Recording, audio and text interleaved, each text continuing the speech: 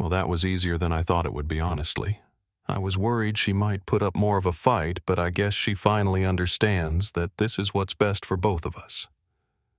The sound of Blake Crawford's voice filled the silent courtroom like poison spreading through water, each word deliberate and cutting, as he leaned over to his expensive attorney with that platinum blonde hair catching the fluorescent lights overhead, looking every bit the successful architect he'd spent 9 years convincing me to help him become while I slowly disappeared into the background of my own life. I watched from across the mahogany table as my husband signed our divorce papers with the same casual indifference he'd shown when signing grocery lists or permission slips or the mortgage documents that put our house entirely in his name.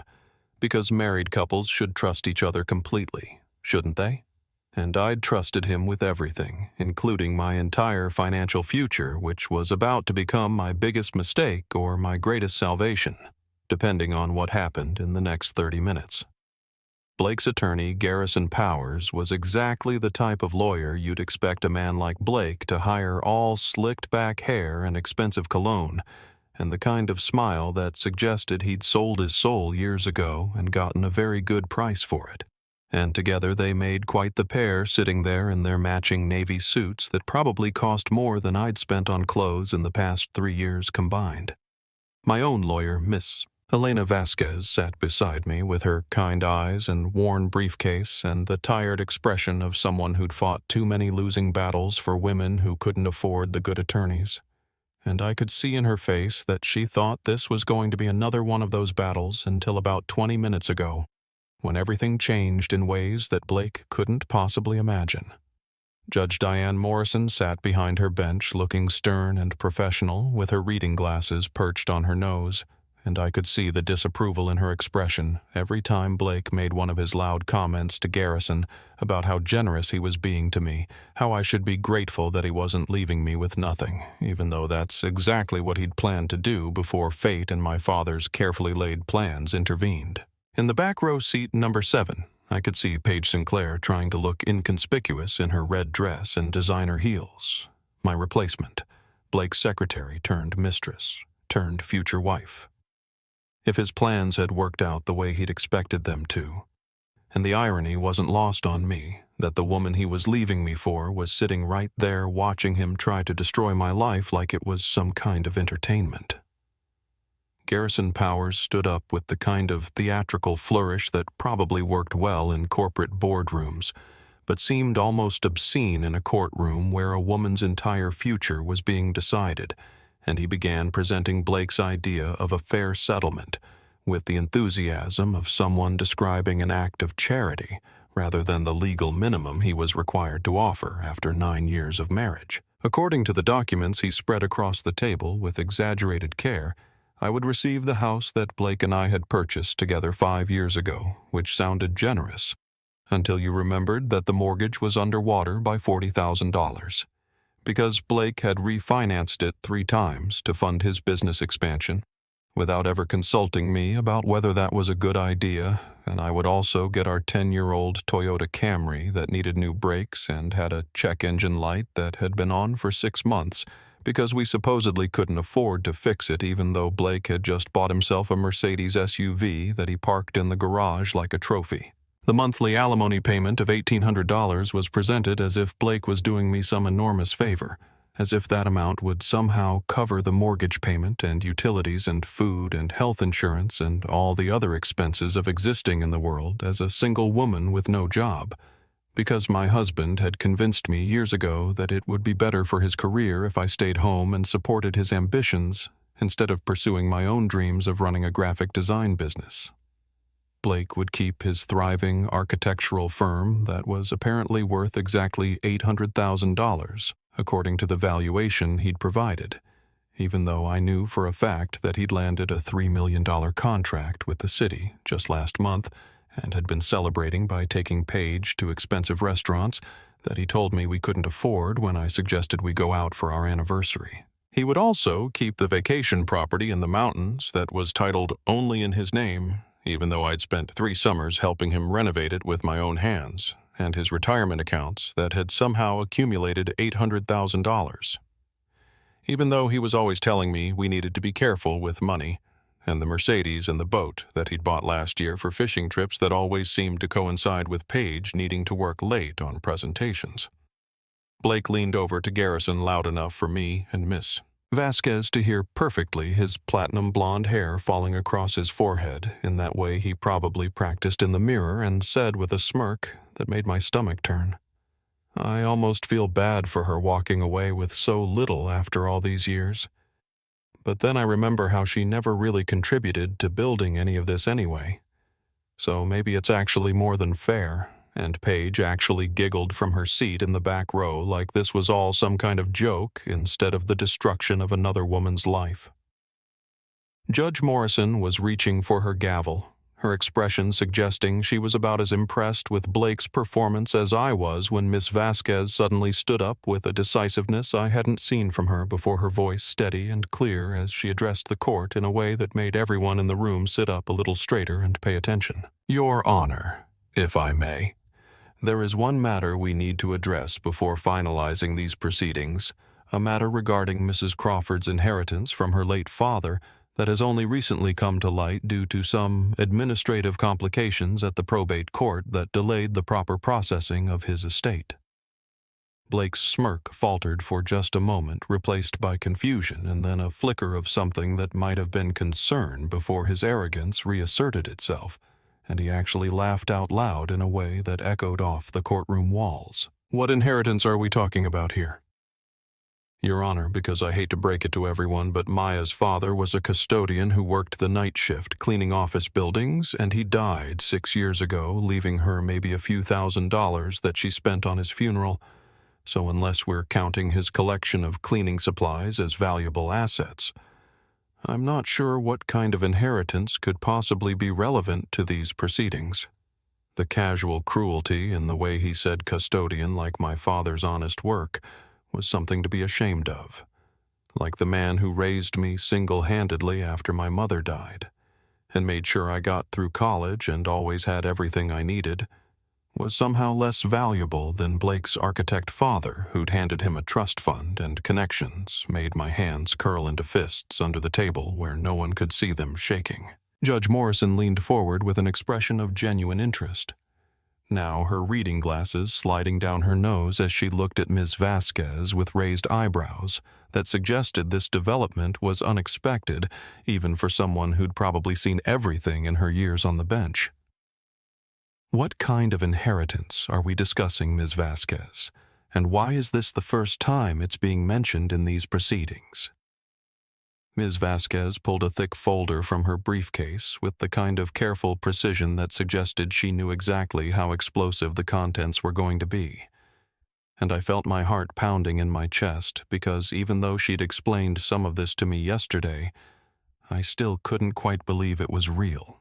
Couldn't quite accept that my father had been protecting me all along in ways I never imagined possible. 6 months earlier, my life looked perfect from the outside. Or at least that's what I told myself every morning when I woke up in our beautiful house in Westchester with its cathedral ceilings and granite countertops and the kind of kitchen that appeared in home design magazines. All of it paid for by Blake's increasingly successful architectural firm, while I spent my days working on occasional freelance graphic design projects that brought in maybe $1,200 a month, if I was lucky barely enough to cover groceries and the small personal expenses that Blake said I should handle myself, since he was taking care of all the big bills. Our marriage had settled into a comfortable routine that felt less like partnership and more like I was playing the role of supportive wife in a play that Blake was directing, and I'd gotten so good at the performance that sometimes I forgot there'd been a time when I had my own dreams and ambitions beyond making sure his clients were impressed by our dinner parties and his shirts were pressed perfectly for important meetings. Blake's firm, Crawford and Associates, had grown from a 2-person operation when we got married to a staff of 15 architects and designers working on projects all over the tri-state area. And I was proud of what he'd accomplished, even though it meant he was working late almost every night and traveling frequently for site visits and client meetings that seemed to multiply the more successful he became. Our 9th wedding anniversary came and went without Blake even remembering until I mentioned it 3 days later, and he'd apologized with that charming smile that had first attracted me to him back in college and promised to make it up to me with a special dinner on the weekend. But the weekend came and went, and he had an emergency meeting with a client in Connecticut that couldn't be rescheduled. And I told myself that this was just what marriage looked like when you were building something important, that the sacrifice and loneliness were temporary conditions that would improve once the business was more established. I spent that particular Tuesday making Blake's favorite meal, lamb chops with roasted vegetables and garlic mashed potatoes. The same dinner I'd made for our first anniversary when we were still living in a tiny apartment and dreaming about the future we were going to build together. And I set the table with candles and our good wine glasses, thinking maybe we could recreate some of that early magic if I just tried hard enough to be the wife he needed me to be. Blake came home at 11 that night, and I could hear him on the phone in the driveway before he even came inside. His voice animated and happy in a way it hadn't sounded when talking to me in months. And when he finally walked through the door, he barely glanced at the cold dinner waiting on the table before kissing the top of my head absently and heading upstairs to take a shower, leaving me sitting there alone, wondering when exactly I'd become so invisible in my own marriage. The signs had been there for months, if I'd been willing to see them. Blake's increasing secrecy about his phone, the way he angled the screen away from me when texts came in, how he'd started password protecting his laptop, even though we'd always shared everything openly before, or at least I thought we had. But I'd convinced myself that successful people needed privacy for their work, that I was being paranoid and insecure to question whether my husband was being honest with me about where he spent his time and who he spent it with. Looking back now, I can see how deliberately he'd isolated me, how carefully he'd positioned me as someone who didn't understand business or finance or the real world beyond our suburban bubble. Someone whose opinions on important matters weren't really worth considering, because I'd given up my career to support his, and somehow that decision he'd encouraged me to make had transformed in his mind into evidence of my lack of ambition rather than my commitment to our partnership. That Tuesday evening, when everything changed, started like dozens of other evenings before it, with Blake calling around 5:30 to say he'd be working late again, his voice sounding rushed and slightly breathless as he explained that he and Paige, his new secretary, who'd been with the firm for about a year, were working on a really important presentation for a potential client, and they needed to get everything perfect before the meeting the next morning. I'd met Paige a few times at company events, a blonde woman in her late 20s who was friendly and professional and always seemed to remember everyone's names and personal details in that way that made you feel special, even though you knew she probably did it with everyone. And I'd actually been grateful that Blake had someone so competent helping him manage his increasingly complicated schedule, never suspecting that her efficiency extended to helping him plan the destruction of our marriage. Something about that particular phone call felt different, though maybe it was the way Blake's voice softened when he said Paige's name, or the slight hesitation before he told me not to wait up for him, or just the accumulation of months of distance and disconnection finally reaching a breaking point in my subconscious. But whatever it was, I made a decision that would change everything. I decided to surprise Blake and Paige with dinner at the office, thinking maybe if I showed up with food and support, it might remind him of the early days when we were a team working toward shared goals. And I carefully packed the lamb chops and vegetables into a casserole dish, added a salad and some bread, and drove the 30 minutes into downtown where Blake's office occupied the entire 3rd floor of a converted warehouse building that he was always talking about buying someday when the firm was more established. The parking lot was nearly empty when I arrived around 8, just Blake's Mercedes and a red convertible that I recognized as Paige's car, and I felt a small flutter of unease in my stomach that I pushed down because surely there was nothing wrong with a boss and his secretary working late on an important project.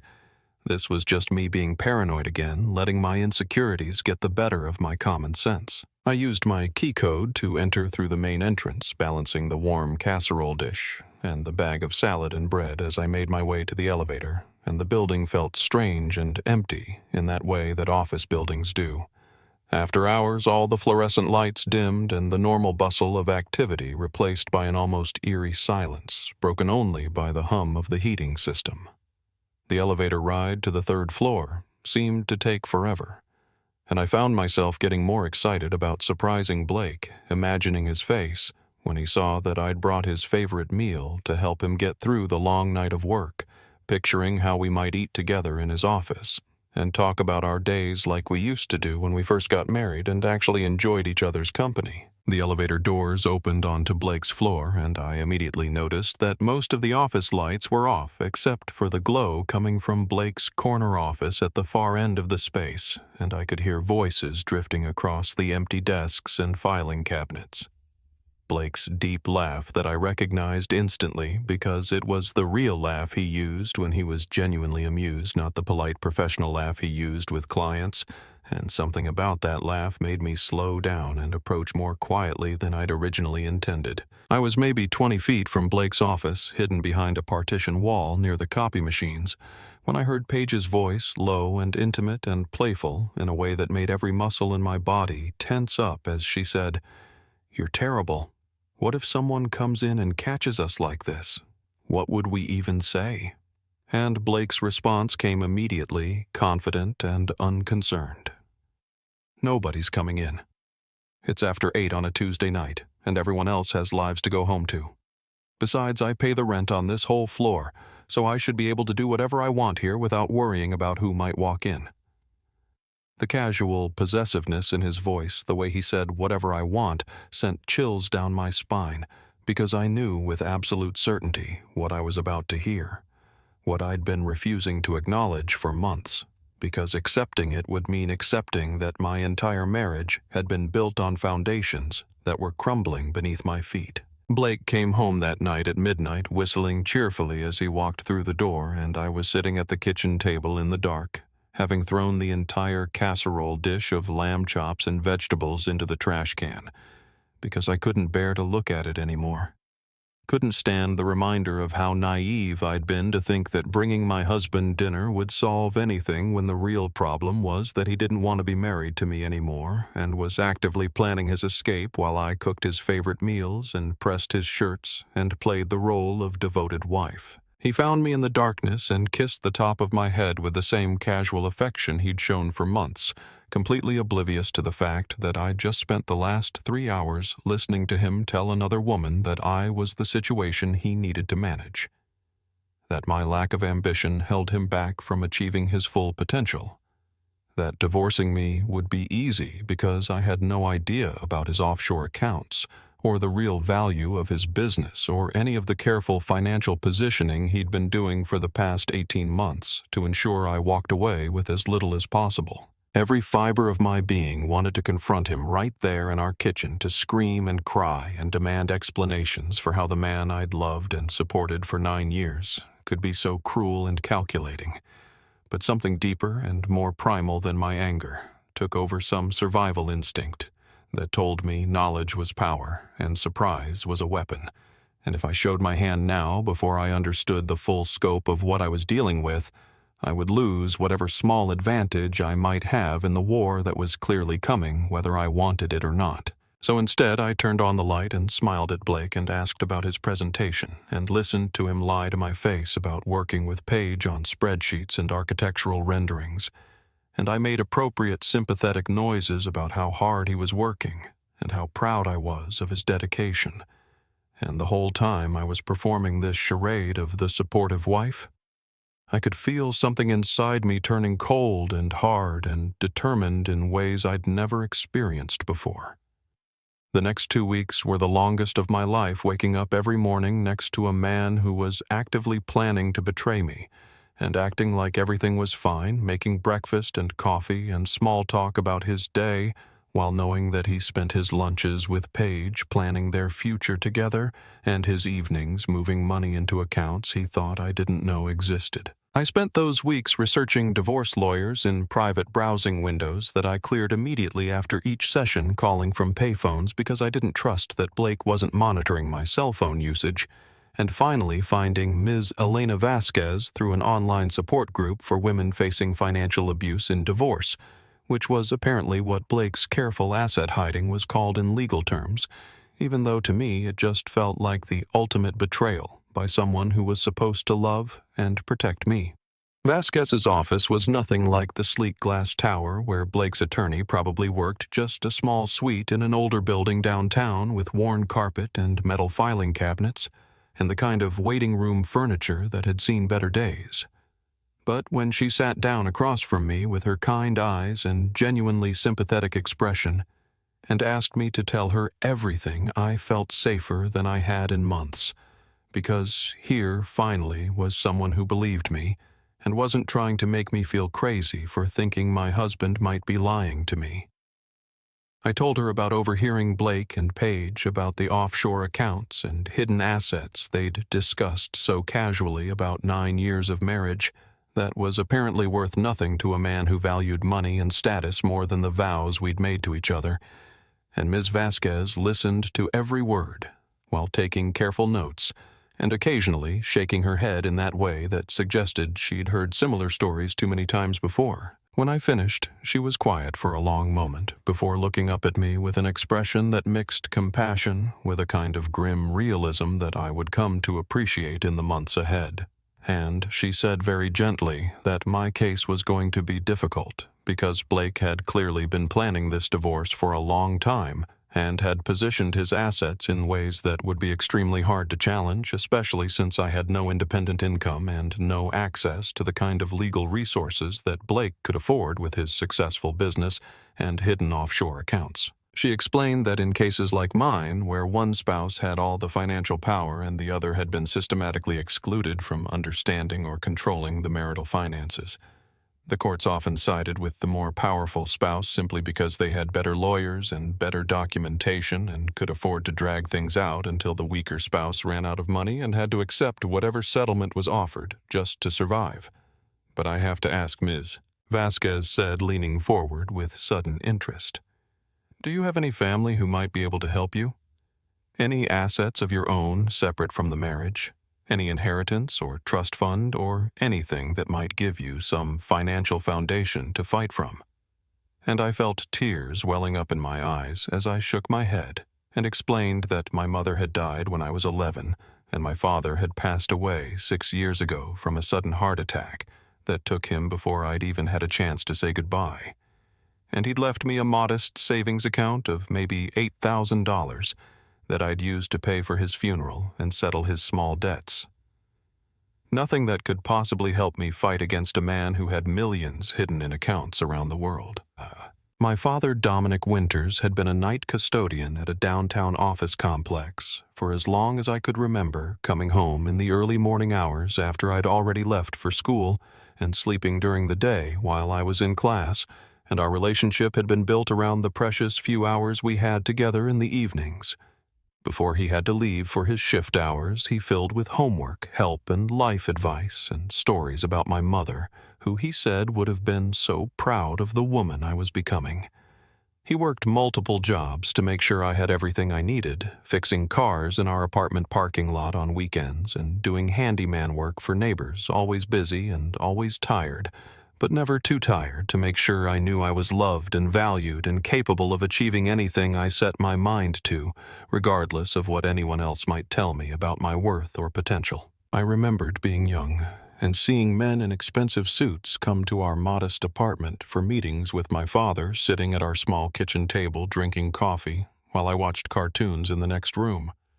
And I'd asked him once what those meetings were about, and he'd just smiled and ruffled my hair and said they were talking about business stuff that I didn't need to worry about, that my only job was to focus on school and being a kid and letting him handle the grown-up concerns.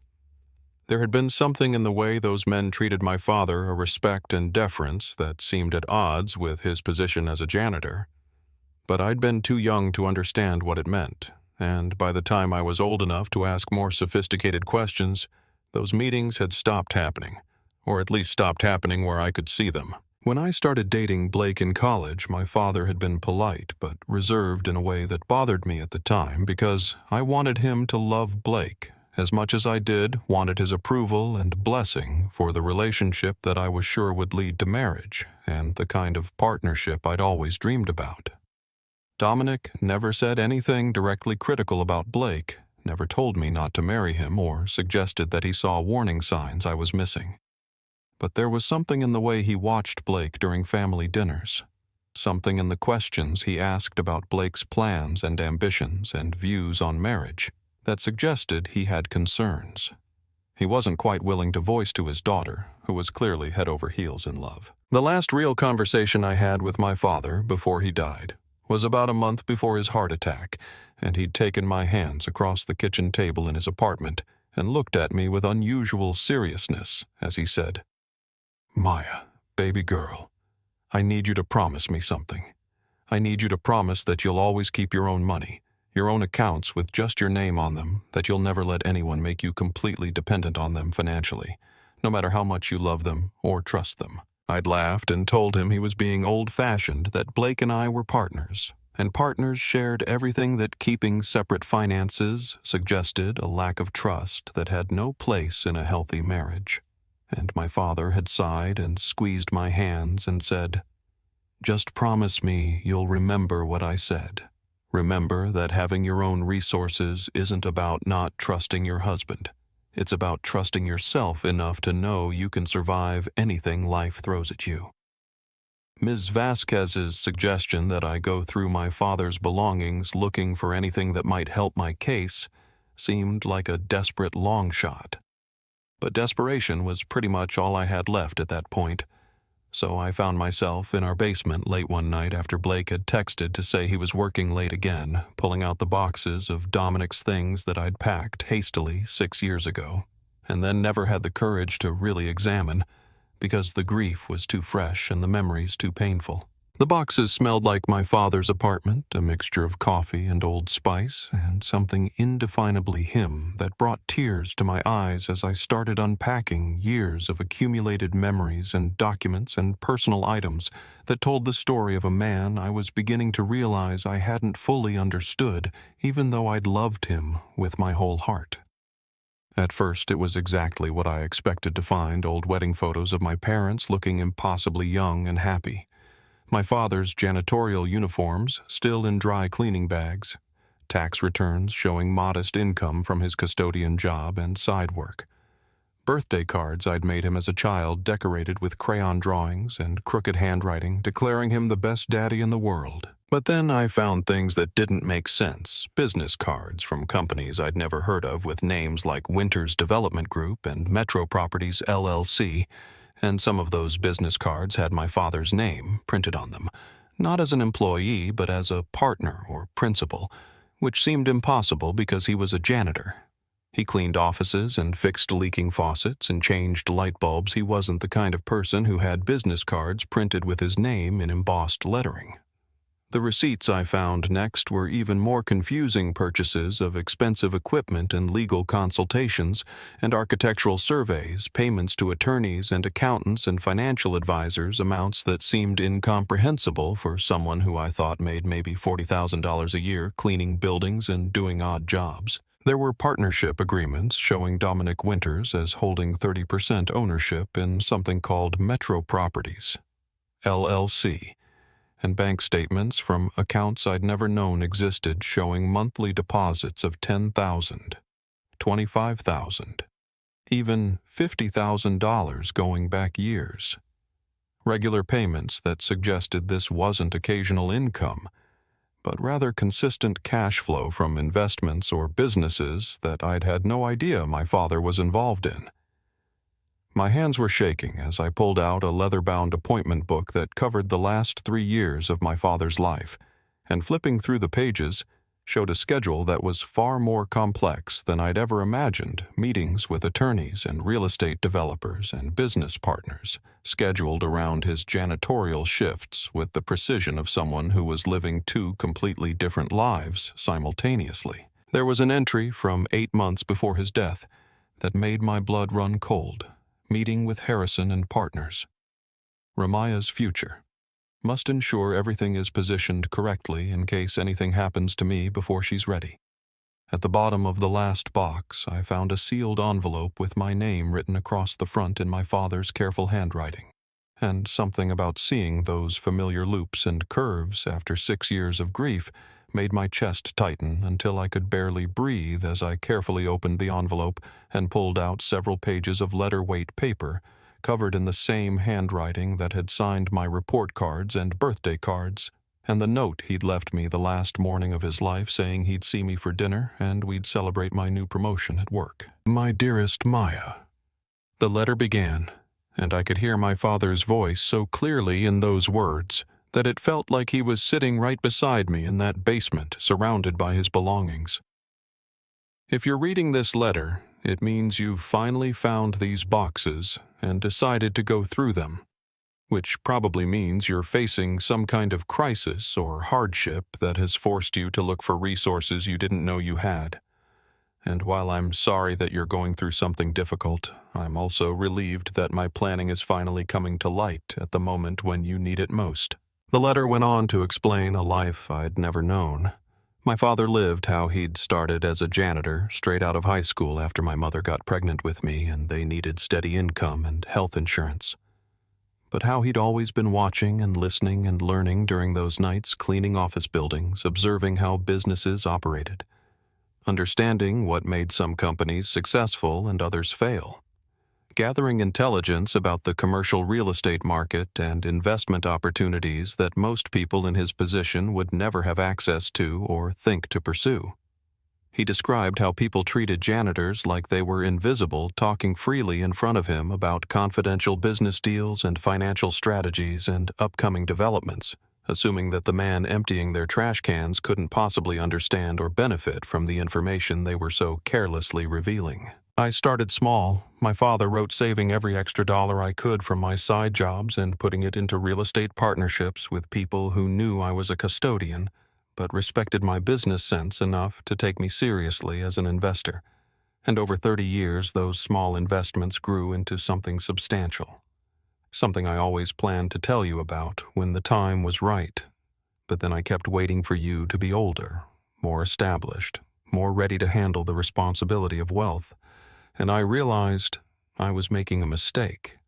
Because the real reason I wasn't telling you was that I wanted you to build your own life based on your own merit and choices, not on the security of knowing you had millions of dollars waiting for you someday. He explained that he had deliberately lived modestly kept working his custodian job even after he could have retired wealthy because he wanted to stay grounded and keep gathering the intelligence that made him such a successful investor, and because he wanted me to grow up understanding the value of hard work and humility rather than developing the sense of entitlement that often came with inherited wealth.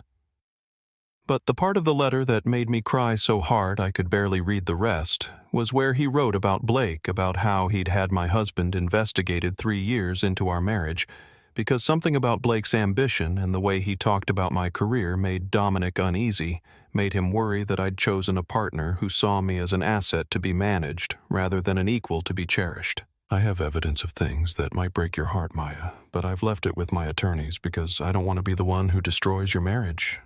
If you're happy, I don't want to take away your agency to make your own choices about your life and your relationships. But if Blake ever tries to hurt you or take advantage of you or leave you vulnerable, then all the documentation you need to protect yourself will be waiting for you, along with resources that will ensure you never have to depend on anyone for your security or your sense of self-worth. The letter ended with instructions to contact Harrison and Partners, a law firm downtown, and included keys to safe deposit boxes and account numbers, and a final message that I would carry with me forever. You are my greatest investment.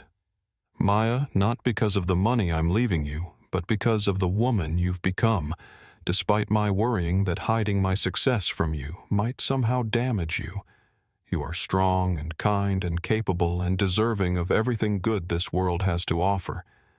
And if someone has convinced you otherwise, if someone has made you feel small or insignificant or less than the remarkable person I know you to be, then use these resources to remind yourself and everyone else that you are Dominic Winter's daughter, and that means something.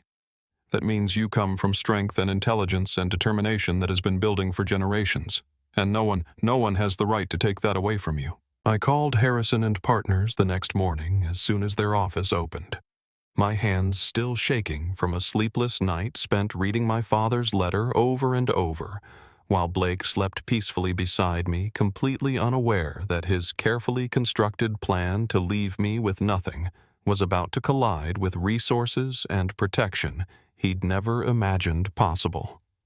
The receptionist who answered sounded almost relieved when I gave my name, saying, "Ms. Winters, we've been waiting for your call for 6 years now. Mr. Harrison left strict instructions that if you ever contacted us, we were to clear his schedule immediately and see you as soon as you could get here." And something about the way she said it, like I was expected and important and worthy of that kind of priority treatment, made me start crying again right there on the phone. James Harrison's office was in one of the most prestigious buildings downtown, all marble lobbies and expensive art, and the kind of quiet that comes from thick carpets and serious money. And when he came out to greet me personally in the reception area, I was struck by how much he looked like my father might have looked if he'd lived another 20 years. The same kind eyes and gentle smile and air of someone who'd seen enough of life to know that kindness and strength weren't mutually exclusive. He led me into a corner office with floor-to-ceiling windows overlooking the city and photographs covering one wall.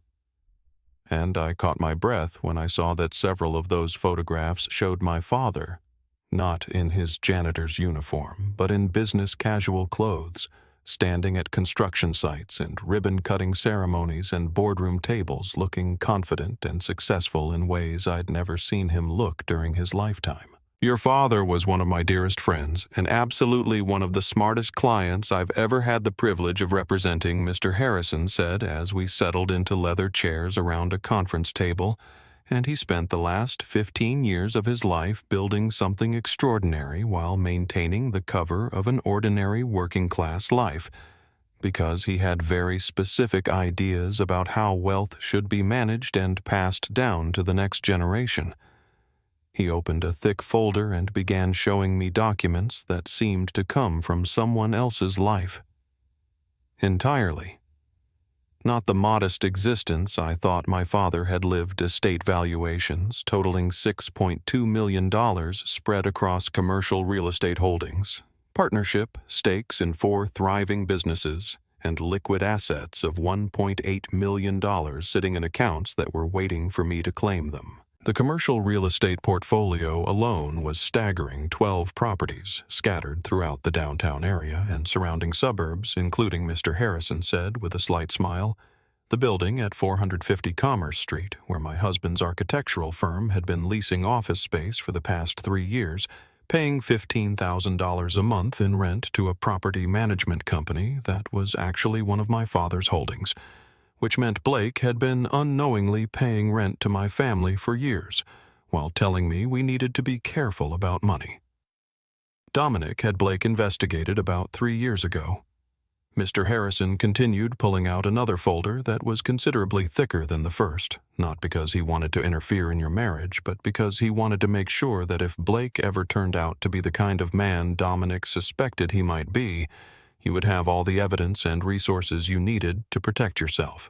The surveillance reports and financial documentation that Mr. Harrison showed me next were even more damning than what I'd overheard in Blake's office. Detailed evidence of offshore accounts in the Cayman Islands, totaling $847,000 shell companies, used to hide the true valuation of his architectural firm, which was actually worth $3.2 million. Rather than the $800,000 he'd claimed in his divorce filings and photographs spanning the past 18 months, showing Blake and Paige having romantic dinners and weekend getaways to hotels and generally conducting their affair with a boldness that suggested they never worried about getting caught because they assumed I was too trusting or too stupid to figure out what was happening right in front of my face. "Your father knew exactly who Blake was, mister. Harrison said quietly, and he built you a legal and financial fortress to protect you from men like that. But he also respected your autonomy enough to let you make your own choices and live your own life until the moment you needed this protection. Which is why his will was structured with specific instructions that it shouldn't be probated until you actively sought it out by going through his belongings, because that would indicate you were facing exactly the kind of crisis he'd prepared for. The final revelation came when Mr. Harrison mentioned almost casually that his wife was Judge Diane Morrison, the same judge who'd been assigned to my divorce case, and while she couldn't show any favoritism or treat my case differently than any other divorce proceeding, she would ensure that all evidence was examined fairly, and that Blake's attempts to hide assets would be exposed to the full extent that the law allowed. And suddenly I understood that my father hadn't just left me money. He'd left me a complete strategy for fighting back against the kind of betrayal that Blake had planned, every piece positioned perfectly, like a chess game that Dominic had been playing for years, even though he couldn't have known exactly when or how it would all come together. The meeting between Ms. Vasquez, Mr. Harrison, and myself felt like a war council planning a campaign against an enemy who had no idea we were even preparing to fight, and there was something deeply satisfying about sitting in that conference room surrounded by documentation of Blake's lies while he went about his day, thinking he'd successfully positioned himself to walk away from our marriage with everything he wanted. Mr. Harrison explained that the timing of revealing my father's will was absolutely critical, that we needed to let Blake present his settlement offer first, so his arrogance and assumptions about my helplessness would be on full display before we dropped the revelation that would destroy every calculation he'd made about how this divorce would proceed. And Ms. Vasquez added that we had leverage beyond just the inheritance, because Blake's deliberate concealment of marital assets was serious enough that we could threaten criminal prosecution if he didn't agree to a settlement that actually reflected the full scope of what he'd tried to steal from me. We spent 3 hours going through every document, every piece of evidence, every legal strategy we might need to counter whatever arguments Blake's expensive attorney might try to make. And Ms. Vasquez kept shaking her head in amazement at the thoroughness of my father's preparation, the way he'd anticipated every possible scenario, and made sure I would have the documentation and resources to prevail, regardless of how skilled Blake's legal team might be. "Your father basically built you a complete legal arsenal," she said, evidence of asset concealment. Proof of adultery, which is still relevant in this state for determining settlement amounts. Documentation of financial abuse and manipulation, and on top of all that, you have independent wealth that completely changes the power dynamic of this divorce, because Blake thought he was divorcing a financially dependent woman with no options, but he's actually divorcing a multimillionaire who has better documentation of his crimes than he has of his legitimate assets. The plan we developed was elegant in its simplicity. I would continue pretending I knew nothing about my inheritance or Blake's hidden assets, maintain the facade of the defeated wife who was just grateful to get whatever scraps her generous husband was willing to offer. And then, at the perfect moment during the court proceedings, Mr. Harrison would reveal my father's will, and Ms. Vasquez would present all the evidence of Blake's fraud, and we would watch as Blake's entire world collapsed in real time when he realized that the woman he'd been mocking and dismissing was actually far more powerful than he'd ever been. The key is making sure he commits to his false financial disclosures before we reveal what we know, Mr. Harrison emphasized, because once he's testified under oath about his assets and income, any discrepancies we can prove become evidence of perjury and fraud, rather than just honest mistakes or differences of opinion about valuation. The weeks leading up to our court date were the strangest period of my entire life, waking up every morning next to a man who thought he was about to triumph over me completely, while I knew with absolute certainty that his victory was actually going to be his total destruction. And there were moments when I almost felt sorry for him, because he genuinely had no idea what was coming. No clue that every confident smirk and condescending comment was just digging his grave deeper. Blake's arrogance reached levels that would have been almost funny if they weren't so painful. like when he asked me to help him pick out furniture for his new place that he was planning to share with Paige, or when he suggested that after the divorce was finalized we could still be friends, because he didn't want things to be awkward when we ran into each other around town, as if the complete destruction of 9 years of marriage was just a minor inconvenience that mature people should be able to move past without any hard feelings. Paige called the house phone one evening and hung up when I answered, but not before I heard her laugh in the background, and Blake's phone lit up constantly with texts that made him smile in ways he hadn't smiled at me in years, and I watched all of this happening while keeping my face neutral and my voice pleasant, playing the role of the soon-to-be ex-wife who was accepting her fate with grace and resignation. I visited my father's grave the night before our court date and sat on the grass beside his headstone, telling him everything, thanking him for loving me enough to protect me. Even after he was gone, apologizing for not understanding how much wisdom there was in his warnings about keeping my own resources and never letting anyone make me completely dependent, and promising him that I would use what he'd given me not just to defeat Blake, but to help other women who found themselves in similar situations, trapped in marriages with men who saw them as property to be managed, rather than partners to be cherished. Blake opened a bottle of expensive champagne that final evening before our court date, toasting to new beginnings and mutual freedom, and I raised my glass and smiled and let him believe that I was as resigned to my fate as he assumed that I had no idea about the offshore accounts or the hidden assets, or the fact that I was actually wealthier than he'd ever been. And when he went to bed early, because he wanted to be well rested for our big day, I stayed up alone in the living room thinking about how my father had known exactly what kind of man Blake was, long before I'd been willing to see it.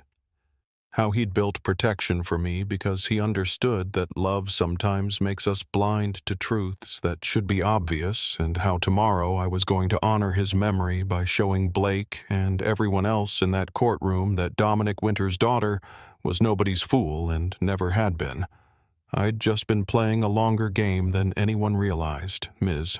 Vasquez's voice cut through the courtroom silence with a clarity that made everyone sit up straighter as she explained to Judge Morrison that due to administrative complications at the probate court that had delayed proper processing of my father's estate for 6 years, we had only recently discovered documentation that materially affected the division of assets in this divorce, and I watched Blake's face transform from smug confidence to confusion, and then to something that might have been the first flicker of real fear as he processed what she was saying.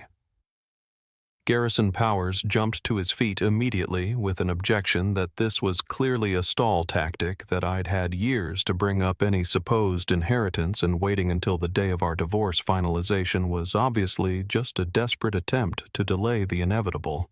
But Judge Morrison held up one hand to silence him and asked Ms. Vasquez to present whatever documentation she had to support these claims, and the tone in her voice suggested she was very interested in hearing what had been hidden for the past 6 years. Mr. Harrison stood up from where he'd been sitting quietly in the gallery, and I saw Blake's eyes widen in recognition, because apparently he knew who James Harrison was, knew that Harrison and Partners represented some of the wealthiest families and most successful businesses in the city, and the fact that a lawyer of that caliber was involved in what Blake thought was a simple divorce between a successful architect and his financially dependent wife clearly didn't make sense to him. "Your Honor, if I may approach the bench, Mr."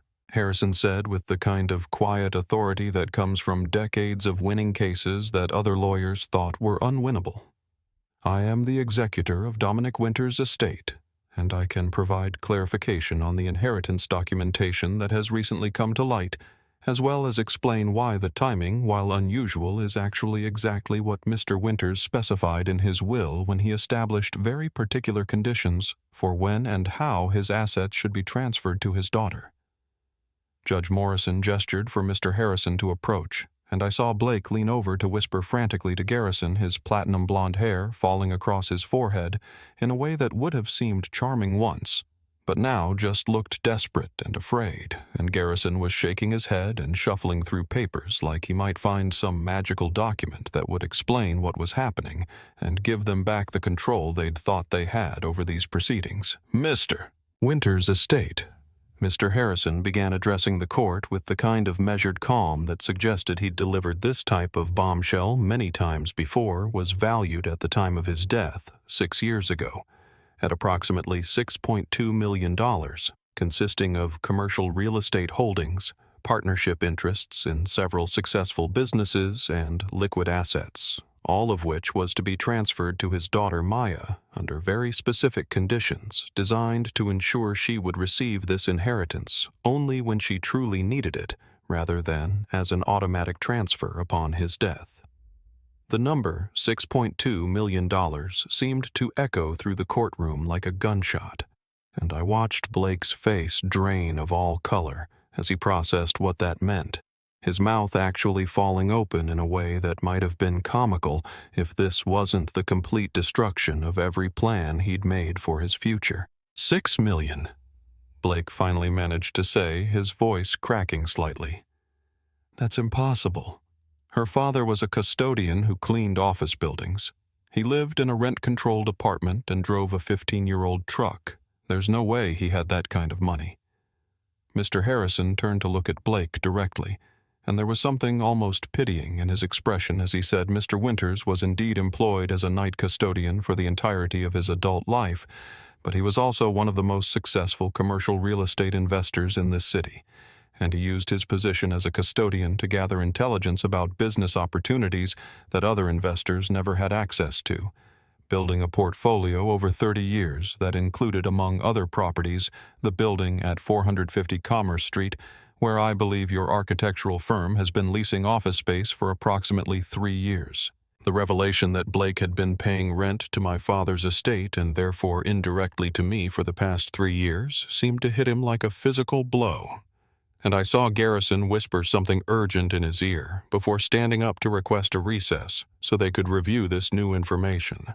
But Judge Morrison denied the request with a sharp look that suggested she was very much interested in hearing exactly what else might be revealed about the financial situation in this marriage. Ms. Vasquez stood up next, and I could see the transformation in her demeanor now that she had resources and evidence behind her instead of just the usual losing position of representing a woman with no money against a wealthy husband with expensive lawyers.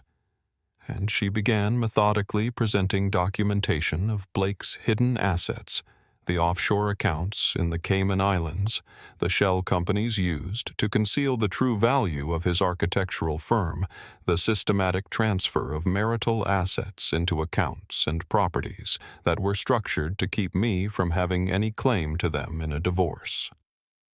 Your Honor, Ms. Vasquez said, her voice steady and clear.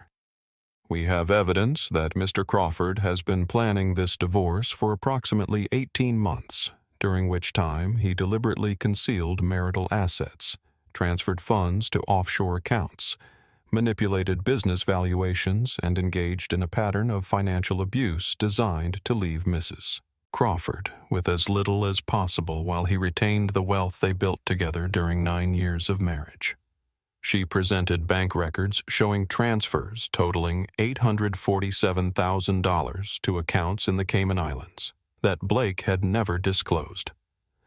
Business documents showing his firm was actually valued at $3.2 million rather than the $800,000 he'd claimed, and perhaps most damaging of all, emails between Blake and Page discussing their divorce strategy and how they were going to minimize my settlement so they'd have more money to start their new life together. Judge Morrison's expression grew progressively darker as she reviewed each piece of evidence, and when she finally looked up at Blake, her voice was cold enough to freeze water as she asked, Mr. Crawford, are you aware that concealing assets during divorce proceedings constitutes fraud, and that in this jurisdiction such fraud can be treated as a criminal offense, punishable by imprisonment? Blake tried to speak, but only managed a strangled sound, and Garrison put a hand on his arm to silence him while frantically whispering in his ear about their legal exposure and potential criminal charges, and how badly this situation had deteriorated. Ms. Vasquez wasn't finished, though, and she presented our counteroffer with the kind of quiet satisfaction that comes from having an unbeatable hand. I would retain all of my inherited assets as separate property, not subject to division. Blake would forfeit every single dollar of the assets he'd hidden as penalty for his attempted fraud. He would pay $250,000 in damages for financial abuse and emotional distress caused by his adultery and deception, and he would cover all legal fees for both sides of this divorce. This is insane. Blake finally found his voice standing up so fast, his chair nearly tipped over. You can't just take everything I've worked for, everything I've built, just because I didn't mention every single account I had.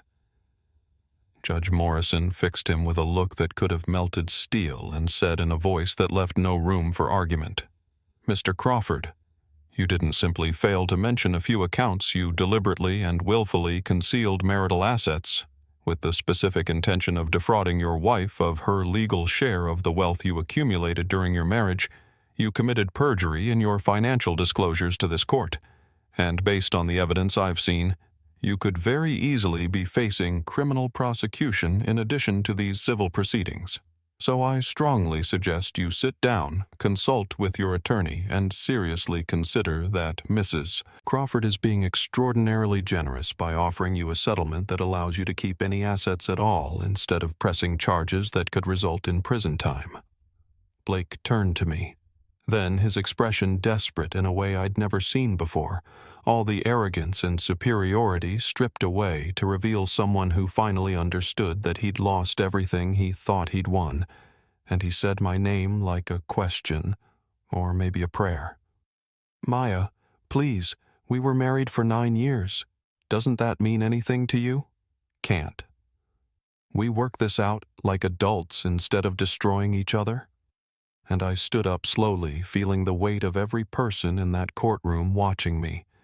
Every eye focused on what I would say to the man who'd spent months planning to leave me with nothing while I made his dinners and supported his career and played the role of devoted wife. And I let the silence stretch out for a long moment before I spoke. 9 years, I said, and my voice was steady and clear and stronger than I'd ever heard it before. 9 years during which you convinced me to give up my career to support yours. 9 years during which you took control of all our finances and made me believe we couldn't afford things that you were actually spending on your mistress. 9 years during which you were planning to divorce me and hide everything we'd built together so you could start fresh with someone else while I struggled to survive on whatever scraps you decided to throw me. Blake's face crumpled as I continued. You called me a situation that needed to be managed. You told Paige that I lacked ambition and held you back from your potential. You laughed about how easy it would be to leave me with nothing because I was too trusting to protect myself. And now you want to appeal to those 9 years of marriage like they meant something to you, when we both know the only thing that ever meant anything to you was your own success and your own comfort and your own freedom to do whatever you wanted without consequences. So, no, Blake. I finished those 9 years don't mean anything to me anymore, except as a reminder that my father was right when he warned me never to let anyone make me completely dependent on them. Never to trust someone so completely that I forget to trust myself, and never to believe that love means making yourself smaller, so someone else can feel bigger. And if you'd actually loved me the way you promised to when we got married, you would have known that already, but you didn't. So here we are. 1 year later, Maya stood in the Dominic Winters Community Center watching children from working-class families learn financial literacy and creative skills in bright, welcoming spaces funded by her father's legacy and her own thriving design firm that now employed 15 people and handled campaigns for major clients who valued her vision instead of trying to diminish it. And she thought about how the worst moment of her life had somehow transformed into this beautiful purpose that honored her father's memory while helping countless others avoid the kind of betrayal she'd experienced. Blake had sent an anonymous donation 6 months earlier, the first small gesture toward becoming someone better than the man who'd tried to destroy her. And while Maya would never forgive him completely, she understood that his journey toward redemption wasn't her responsibility to grant or withhold it. was something he had to work out for himself through actions that actually helped others, rather than just words meant to ease his guilt.